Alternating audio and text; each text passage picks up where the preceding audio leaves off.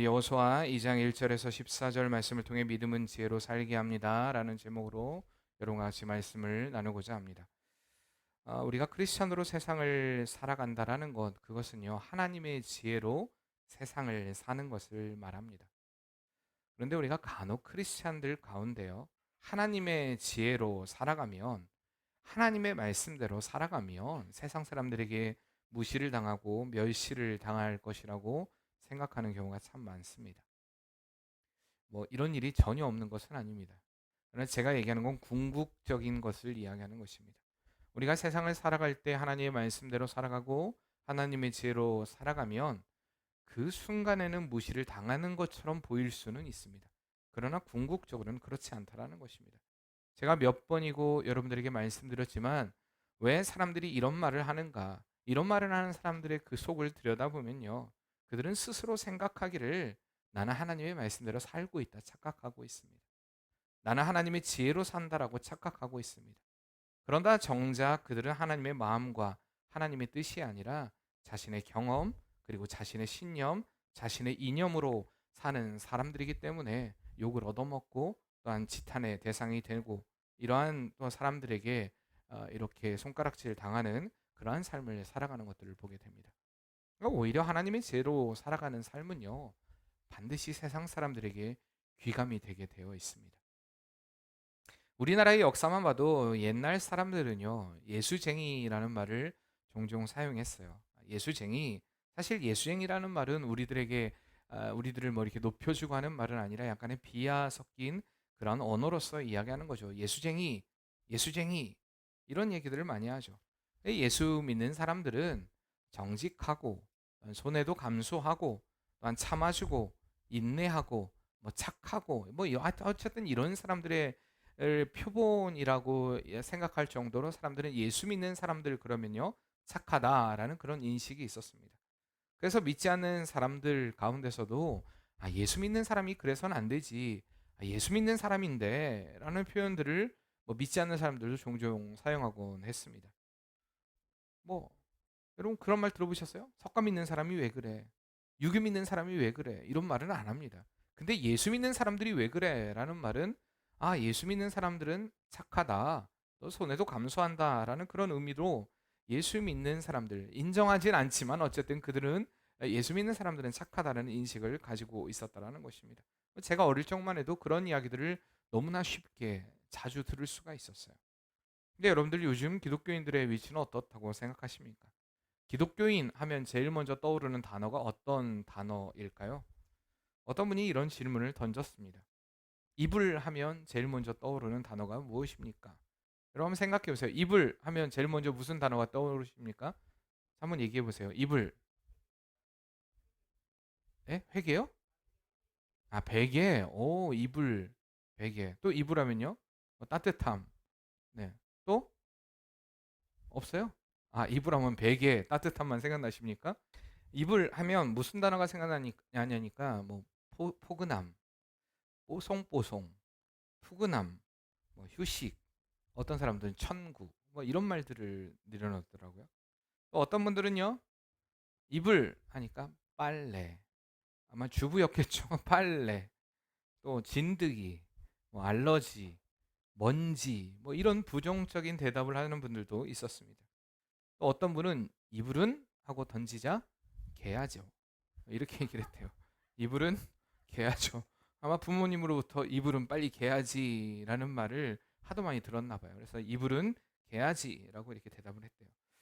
이렇듯 한 단어에 사람들이 느끼는 느낌이 다 다를 수 있습니다. 그러나 이 단어에서 가지는 어떤 대표성이라고 할까요? 이 보편적으로 사람들이 느끼는 그런 감정이 있다라는 것입니다. 이불 자체로 보면요, 아까 여러분들이 제일 먼저 나왔듯이 따뜻함, 포근함, 푸근함 이런 단어처럼 느끼는 그런 보편적으로 느끼는 사람들의 감정이 있다라는 것입니다.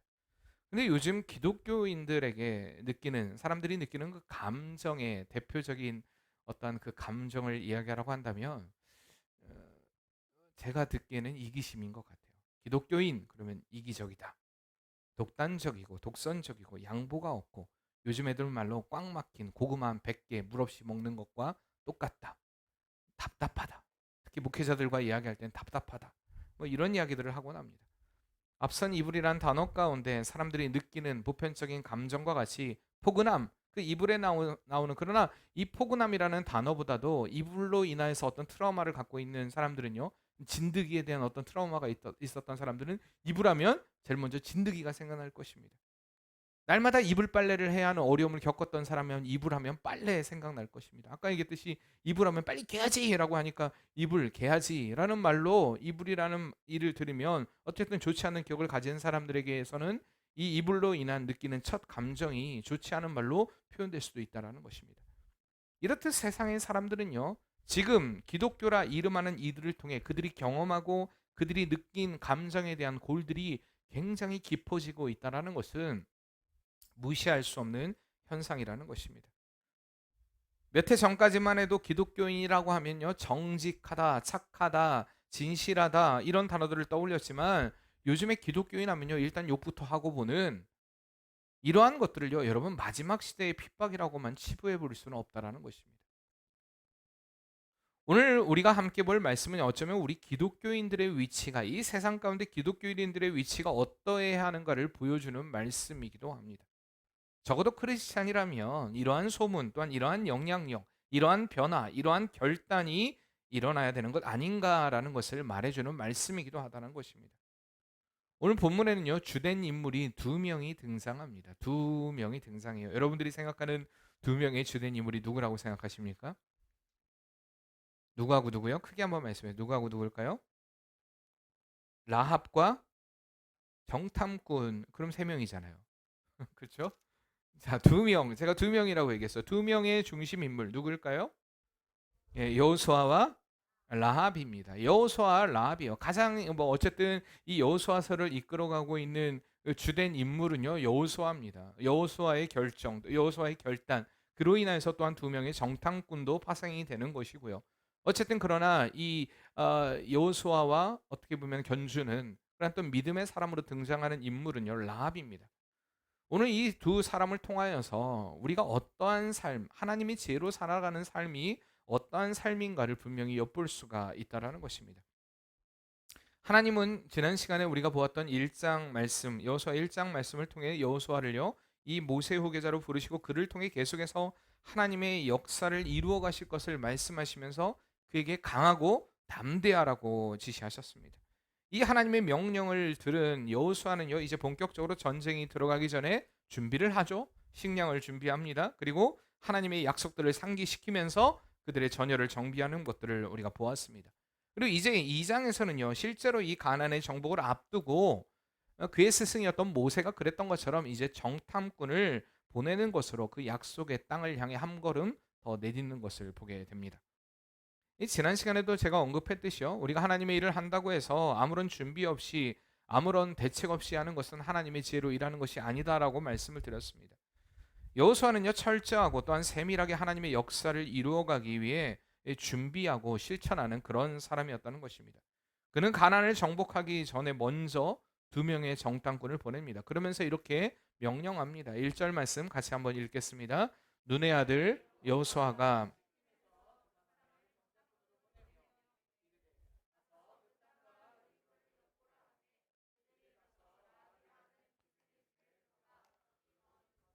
아멘. 자, 1절 말씀에 두 명의 정탐꾼을 보내면서 그들에게 명령한 명령이 무엇입니까? 그 땅과 여리고를 엿보라라는 명령이었습니다. 그 땅과 여리고를 엿보라. 자, 가나안 정복하기 위해서 가나안 땅을 살펴라는 것입니다. 그리고 또 한 가지는 여리고 성을 살피라는 것입니다. 왜 가나안 땅과 함께 이 여호수아가 여리고를 언급했을까요? 왜 그랬을까요?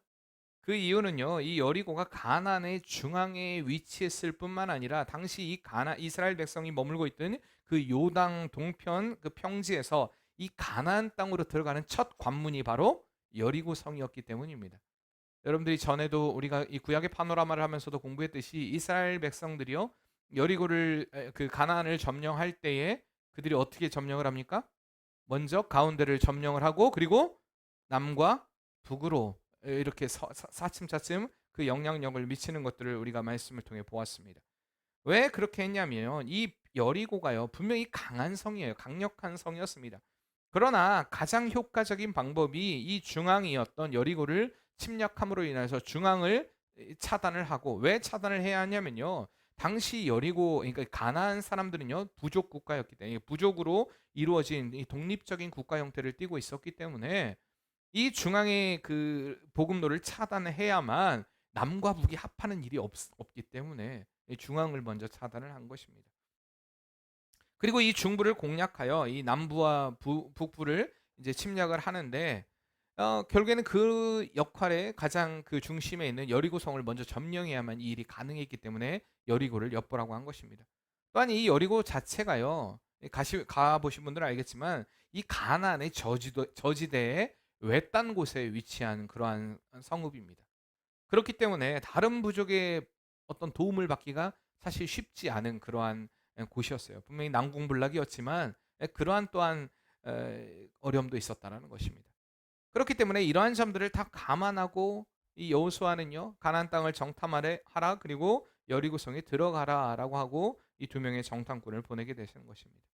그러니까 하나님이 함께 하시니까 무작정 어떤 일을 하는 것이 아니라, 이미 여호수아는 우리가 잘 알듯이 모세가 12명의 정탐꾼을 보낼 때 그 중에 한 명으로서 그 정탐꾼의 역할을 감당했던 사람이었습니다.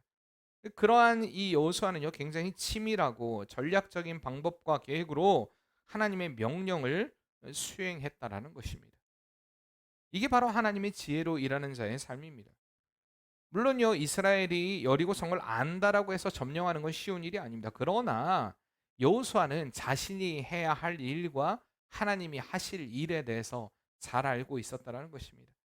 인간적인 시각으로는 그 여리고성을 점령하는 것이 불가능한 것 같지만, 이것을 이루실 분이 하나님이심을 알고 그가 준비할 수 있는 최선의 것을 준비하고 또한 철저하게 준비함으로써 하나님의 일하심을 이루어가는 그 용장의 삶이 바로 여호수아의 지혜로운 여호수아의 삶이었다라는 것입니다.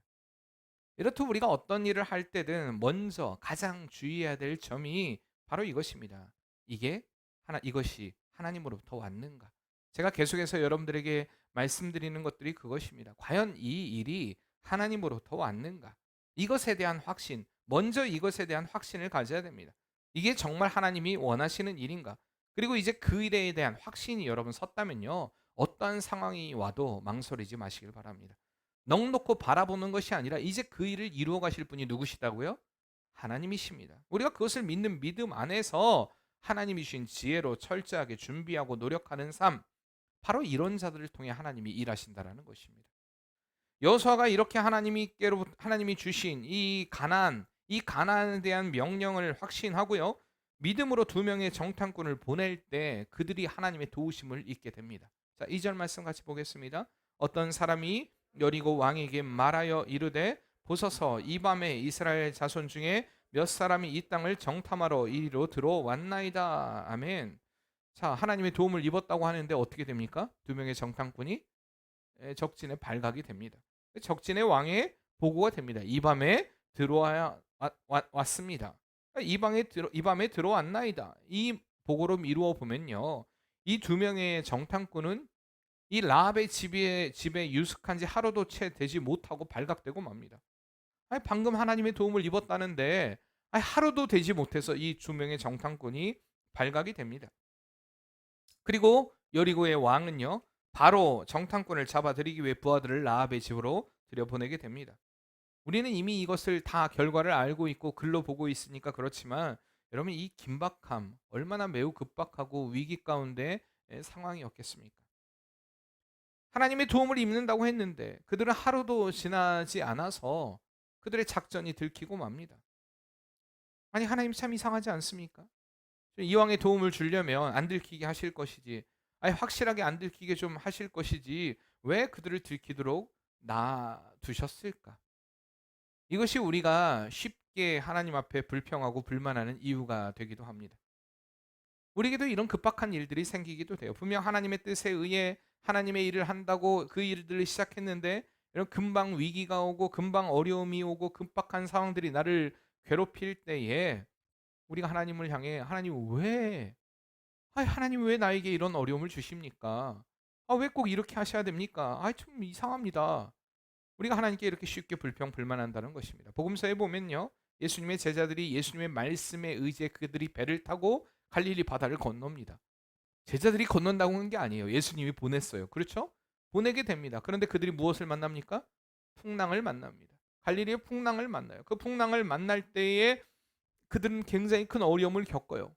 분명히 예수님이 보냈는데 그들은 풍랑을 만납니다. 우리에게도 이렇게요, 평정심을 유지하고 평안을 갖기에 쉽지 않은 어려움이 우리의 상황 가운데 몰려올 때가 있다는 것입니다. 그때 우리가 기억해야 될 것이 바로 이것입니다. 따라해 봅시다. 예비하신 은혜가 있다. 네, 바로 이것입니다. 예비하신 은혜가 있다라는 것입니다. 하나님의 뜻과 여호수아의 명령에 의해 정탐꾼으로 파송받은 두 사람은요, 위기를 만났습니다. 그러나 그들은요, 그 위기 가운데 하나님의 예비하신 은혜들을 누리게 됩니다. 결국에 그것은요, 하나님의 놀라운 계획이었다라는 것입니다. 세 사람에게 임하는 하나님의 은혜의 계획. 먼저 두 명의 정탐꾼에게 있어서 그들에게 예비하신 은혜는요, 바로 피할 길이었습니다. 하나님은 이미 그들이 당한 어려움 가운데 피할 길을 허락하셨다는 것입니다. 그들에게 다가온 위험을 미리 아시고 하나님은 그들에게 미리 피할 길을 예비해 주십니다. 그리고 또 한 사람, 예비하실 은혜를 누린 사람이 있었는데 그것이 바로 오늘 여호수아가 함께 다룰 바로 라합입니다. 라합이 누렸던 하나님의 예비하신 은혜, 그 은혜가 무엇이었다고 생각하십니까, 여러분들은? 바로 구원이었습니다. 피할 길과 구원. 결국엔 두 정탐꾼과 그리고 라합에게 주신 건 구원이었습니다. 하나님의 은혜였다라는 것입니다. 결국 이 두 명의 정탐꾼의 사건을 통해, 또한 이 라합이 그들을 숨겨주는 이 사건을 통해 하나님은 그 기생 라합을 구원하시고자 하시는 계획을 세우고 계셨다라는 사실입니다. 이렇듯 우리가 하나님의 일할 때 때로는 우리에게 극적이고 우리가 가슴 졸이며 애가 타는 일이라고 불평불만하면서 왜 하나님 나에게 이런 일이 생기고 있습니까? 라고 생각할지 모르겠지만 분명히 하나님은요, 우리를 향한 선한 뜻을 가지고 이끄시는 분이시라는 사실입니다. 삶 가운데 왜 하나님 꼭 이렇게만 하셔야 됩니까? 라는 의문이 들 때 우리는 그렇게 하신 하나님의 뜻을 찾기 힘써야 한다는 것입니다. 하나님께서 하시는 일에 이유가 없음이 없습니다. 우리는 이것을 확신하고 결국엔 궁극적으로 우리의 삶의 승리를 허락하실 그 하나님을 기대하고 확신하며 살아가는 것, 이것이 바로 하나님의 지혜로 사는 삶이라는 것입니다. 자, 다시 한번 생각해 보세요. 당시 여호수아는요, 전쟁을 앞둔 긴박한 상황 가운데 있었습니다. 이제 막 이스라엘의 지도자가 되었고요, 그 사명을 감당하기에도 벅찼는데 그에게 이 적진에 정탐꾼을 보내는 일, 이런 그거 결코 쉬운 일이 아니었습니다. 어떻게 보면 아이 왜 벌써부터 그렇게 정탐꾼을 보내느냐? 야 그들을 그렇게 내보내는 건 사실로 보는 결정이 아니냐? 무모한 결정 아니냐? 이런 반대에 부딪힐 수도 있었을 것입니다. 만약 발각된다면 그들은 죽음을 피할 수 없는 위험한 길이었다라는 것입니다. 그러나 여호수아는 하나님의 선하심을 믿었습니다. 모든 일을 순적하게 하실 그 하나님을 기대하는 그 기대감으로 여호수아는 하나님을 믿는 믿음 안에서 그 일을 행했던 것입니다. 이렇듯 우리가 어느 순간에도 하나님의 그 일하심을 기대하는 그 기대감, 그 믿음이 우리에게 있어야 한다는 것입니다. 이렇게 하나님의 일하심을 믿고 맡기며 나아가는 자에게 하나님은 선하게 역사하십니다. 오늘 본문에 또 이 하나님의 지혜로 사는 여인, 그 한 사람이 등장하는데 바로 라합입니다. 여러분, 이 장에서 라합의 등장은요, 굉장히 큰 의미를 가지고 있습니다. 이 라합의 등장은 무엇을 이야기하느냐? 결국에 하나님의 구원이 이스라엘에만 머물러 있는 것이 아니라 이방인에게도 구원이 이루어진다라는 것. 그들이 하나님을 믿고 고백할 때에 그 구원이 그들에게도 미칠 수 있다라는 것을 분명히 보여주고 있는 말씀이 이 장의 말씀입니다. 이 라합을 통해 우리가 하나님을 믿는 믿음이 어떠해야 하는가, 우리는 이것을 또한 분명히 보게 됩니다. 라합은 어떤 믿음을 가졌기에 목숨을 건 그가 선택을 할 수 있었을까요? 우리는 라합의 믿음을요, 두 가지로 살펴볼 수 있습니다. 첫 번째로 라합의 믿음은요, 따라해 봅시다. 주권은 하나님께 있다. 라합의 믿음은 이것이었습니다. 주권은 여호와께 있음을 믿는 믿음이었습니다. 오늘 본문 9절 말씀 같이 한번 읽어보겠습니다. 9절입니다. 말하되 여호와께서 우리가 너희를 심히 두려워하고 이 땅 주민들이 다 너희 앞에서 간담이 농나니. 아멘. 자, 말하되 여호와께서 이 땅을 너희에게 주신 줄을 내가 아노라. 모든 주권이 하나님께 있음을 라합은 믿었다라는 것입니다. 당시 고대 근동의 사람들은요, 이 신에 대한 생각, 제가 종종 몇 번 말씀을 드렸죠. 이 신에 대한 생각은요, 지역과 민족, 그 민족을 다스리는, 그 지역을 다스리는 신이 각각 다르다고 믿는 믿음이었습니다. 그러니까 이스라엘을 다스리는 하나님이 있다면, 여호와가 있다면 바로 이 가나안 땅을 다스리는 신이 있다. 그들의 신은 어떤 신이었냐면요, 우리에게는 바알로 알려진 천둥과 번개의 신 하닷이었습니다. 그들이 섬기는 신은 하닷이었어요. 그리고 또한 그들이 창조의 신으로 믿는 신은요, 엘이라는 신이었습니다. 또한 그의 부인이었던 우리가 잘 알고 있는 아세라가 있었습니다. 그것뿐만 아니라 아스타르테라는 신도 있었고요. 다간이라는 신도 있었고요. 아산이라는 신도 존재했습니다. 근데 하여튼 많은 신들이 존재했어요. 그러니까 이스라엘 백성을 다스리는 하나님이 있다면요, 가나안 땅에도 가나안을 대표하는 신들이 있었다라는 것입니다. 그런데 라합은요, 이 가나안 땅의 주권이 자신들이 섬기고 있는 신이 아니라, 자신들의 백성이 섬기고 있는 신이 아니라 바로 이스라엘의 하나님 여호와께 있다라는 것을 고백하고 있는 것입니다. 이미 그녀는 하나님께서 그 땅을 이스라엘에게 주셨다라고 고백하고 있습니다. 이렇게 그녀가 고백한 여호와께서 이 땅 가나안을 이스라엘에게 주셨다라는 고백은요, 우리가 그동안에 계속해서 창세기, 출애굽기, 그리고 신명기 등을 통해서 보듯이 이 아브라함 이후 아브라함의 후손들 이스라엘 백성들에게 주신 하나님의 신적인 계시였습니다. 그리고 하나님께서는요, 모세를 통해 이스라엘 백성들에게 계속해서 반복하시는 말씀이었습니다.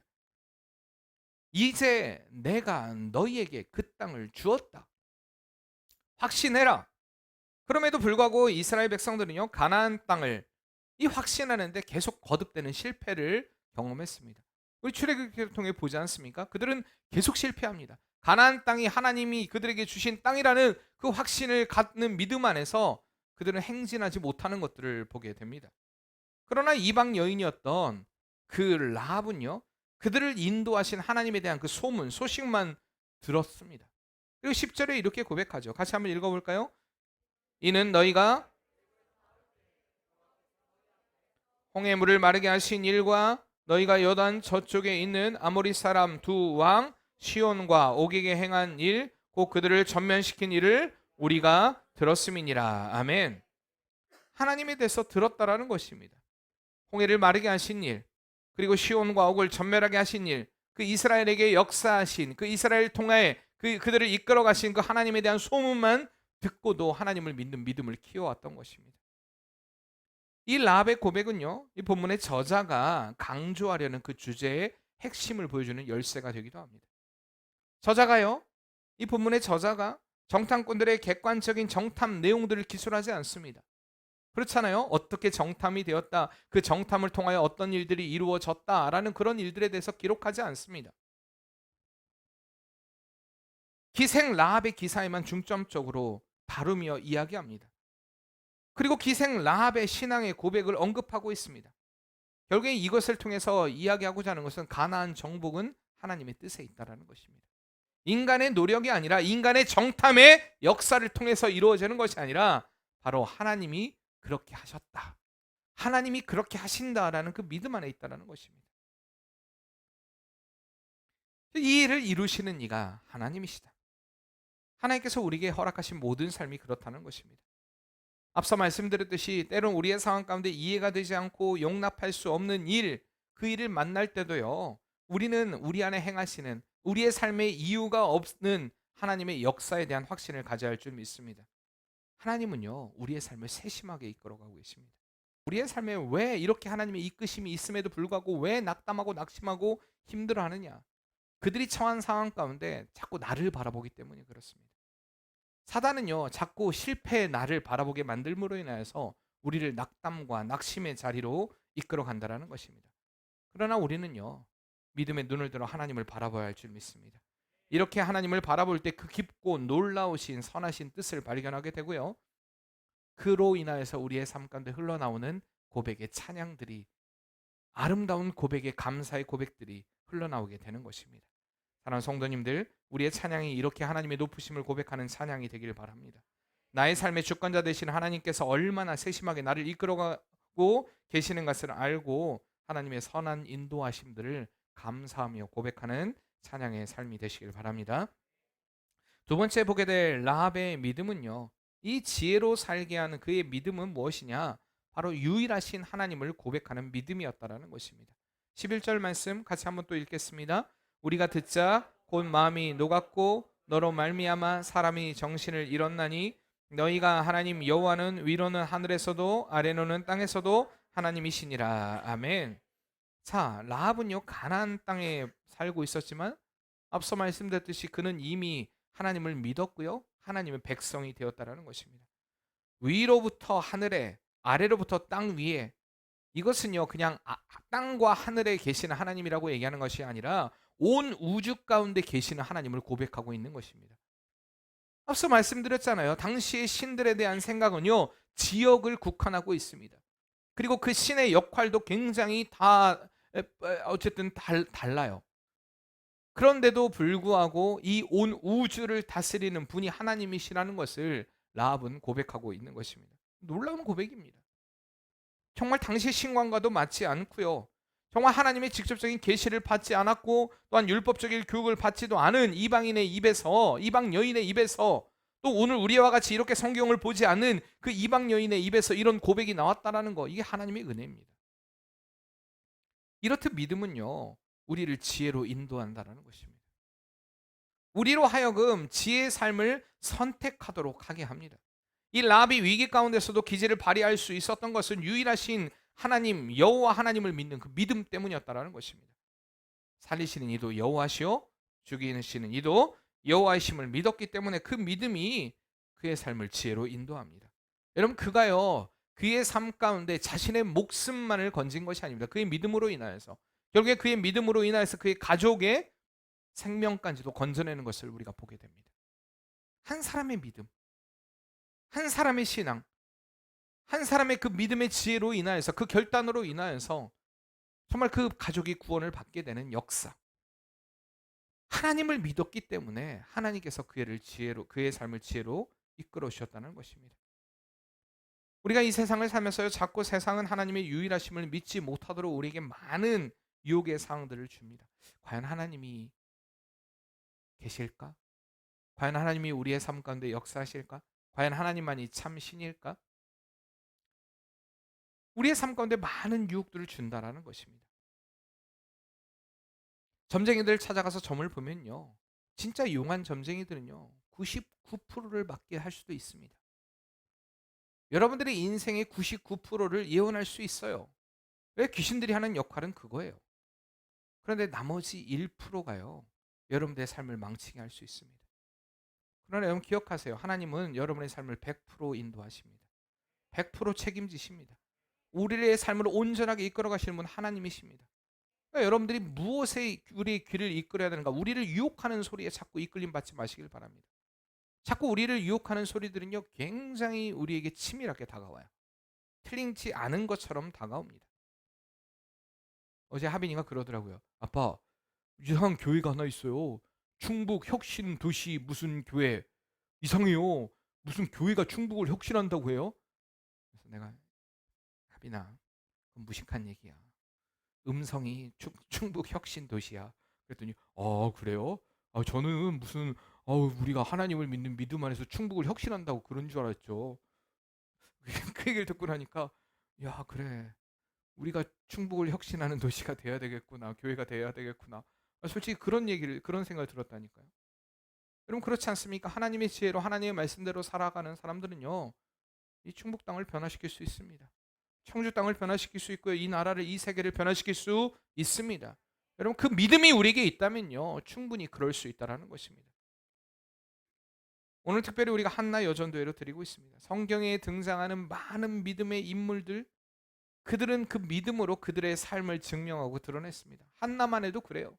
그 믿음으로 인해서 결국엔 그 믿음이 그 아들 사무엘에게 전해짐으로 인하여서 그를 통하여서 그 믿음의 아름다운 지혜가 흘러가고 선한 하나님의 역사가 흘러갔던 것을 우리가 보게 됩니다. 여러분, 한나 여전도의 삶이 언제나 이런 삶이 되어야 할 줄 믿습니다. 하나님을 향한 그 믿음으로 그의 자신의 삶을 드림으로 인하여서 여러분 하나님의 지혜를 드러내는 복된 여인의 삶이 되시길 바랍니다. 아이를 키울 때 마찬가지예요. 저는 한나 여전도에 가요. 물론 아이를 결혼한 분도 계시고 결혼하지 않은 분도 계시고요. 아이가 있는 분도 계시고 없는 분도 계시지만 여러분 한나 여전도가 왜 중요한지 아십니까? 여러분들이 알고 있는 교육의 방법, 우리 민혜 집사도 뭐 심리학도 전공하고 저도 마찬가지예요. 아동 심리 전공은 아니지만 어쨌든 아동 심리를 공부하고 심리학도 하고 아동 놀이치료도 공부하고 공부했어요. 근데 그렇다고 해서 우리가 아이를 잘 키우고 양육할 수 있는 거 절대 아닙니다. 할 수 있는 방법 하나님께 맡겨드려야 돼요. 하나님의 방법으로 해야 돼요. 세상적인 방법으로 내가 얘한테, 여러분 아셔야 돼요. 지금 우리나라의 법은요 아이들을 체벌하지 말라고 합니다. 그러나 성경적인 법으로 하면요 체벌이 있어야 돼요. 그 체벌이 애들을 죽이라는 얘기 아닙니다. 성경적으로 저는 하나님의 말씀으로 아이들을 키우라는 거예요. 아이들이 정말 예배를 바르게 드리도록 여러분 훈련시키세요. 훈련이 있어야 돼요. 저는 그게 돼야 된다고 생각합니다. 아이들이 3, 4살이면요 예배 드릴 수 있어야 돼요. 여태까지 제가 볼 때 아이들이 그렇게 훈련된 아이들은요 예배를 드리더라고요. 해야 돼요. 그 한나 여전도가 그렇게 해야 돼요. 아이들을 그렇게 훈련시켜야 돼요. 왜 그러냐면 그렇지 않으면 우리의 교회, 다음 세대를 위한 교회, 무엇으로 다음 세대를 위한 교회를 세우겠습니까? 돈으로요? 우리 교회가 돈이 많습니까? 무엇으로 세울 수 있어요? 아이들이 많아요? 아니에요. 이 작은 아이들 하나만이라도 정말 믿음으로 내가 내 자식이라도 하나님 편에서 잘 키워야겠다. 이런 마음, 믿음의 결단을 가지고 아이들을 예배하는 자로 만드시길 바랍니다. 이게 한나의 여전도에게 주어진 가장 큰 저는 사명이라고 생각합니다. 그렇게 여러분들이 키울 때에 여러분들의 믿음의 지혜를 통한 아름답고 선한 역사, 선한 영향력들이요 우리의 후대에 계속해서 전해지게 될 것입니다. 찰스 스포천 목사님이 이렇게 말씀하셨습니다. 인간이 하나님 앞에서 할 일은 계산적인 믿음을 가지는 것이 아니라 절대적인 믿음을 가지는 것이다. 계산은 하나님이 하십니다. 계산은 하나님이 하세요. 우리가 계산하지 말아야 돼요. 자꾸 우리가 계산하는 믿음을 가지고 이 일을 어떻게 이룰 것인가, 자, 이 일에 대한 확신, 그것이 하나님으로부터 주신 확신이라면요 그 일을 이루실 하나님을 바라보세요. 계산하지 마세요. 자꾸 계산하면요 답이 안 나와요. 인생에서 계산을 자꾸 하는 이들은요 하나님의 역사하심, 하나님의 인도하심을 느끼거나 누릴 수 없어요. 하나님이 하십니다.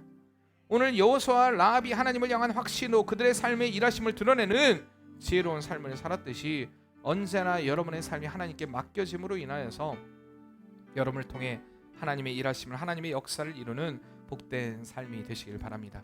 믿음은 우리를 지혜로 살게 합니다. 우리 옆에 분들하고 이렇게 인사합시다. 당신의 믿음이 당신을 지혜로 이끌어 가십니다.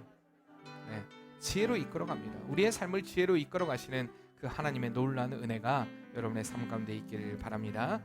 우리 찬양합시다. 나의 가는 길 주님 인도하시네. 그는 보이지 않아도 날 위해 일하시네. 주 나의 인도자 항상 함께 하시네. 사랑과 힘 베푸시며 인도하시네. 우리 다시 한번 고백합시다. 나의 가는 길 주님 인도하시네. 그는 보이지 않아도 날 위해 일하시네. 주 나의 인도자 항상 함께 하시네. 사랑과 힘 베푸시며 인도하시네.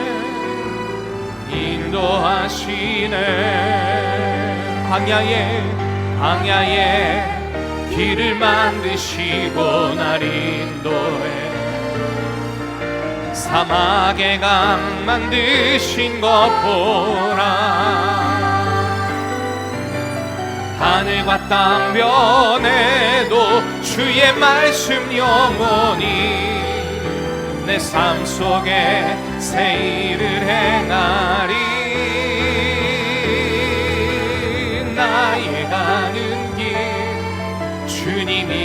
인도하시네.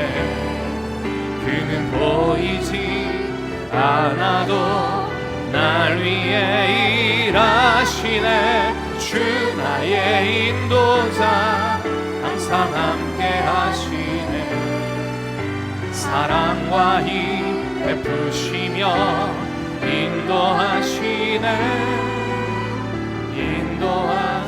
우리 다시 한번 나의 가는 길, 나의 가는 길 주님 인도하시니 그는 보이지 않아도 날 위해 일하시네. 주 나의 인도자 항상 함께 하시네.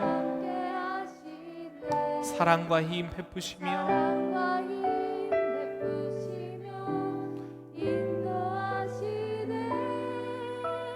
인도하시네.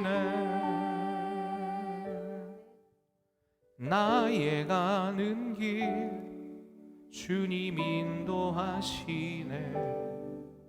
그는 보이지 않아도 날 위해 일하시네. 주 나의 인도자 항상 함께. 우리가 그 주님을 바라보며 사랑과 힘 베푸시며 인도하시네.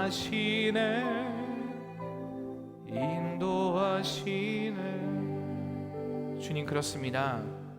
우리의 삶이 주님께 달려 있음을 믿습니다. 우리가 늘 언제나 이 믿음 안에서 성장하기를 원합니다. 이 믿음 안에서 지혜로 행하는 삶이 되길 원합니다.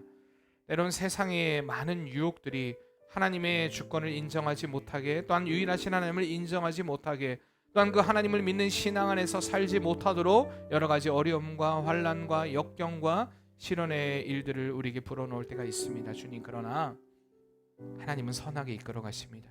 순적하게 이끌어 가십니다. 우리가 그 일이 하나님이 주신 일이라는 확신을 가졌다면 어떠한 위기, 어떠한 상황, 어떠한 어려움이 생긴다 할지라도 믿음으로 이겨낼 수 있는 복된 성도의 삶이 되게 도와주시옵소서. 승리케 하실 주님을 기대합니다. 예수님의 이름으로 기도합니다. 아멘.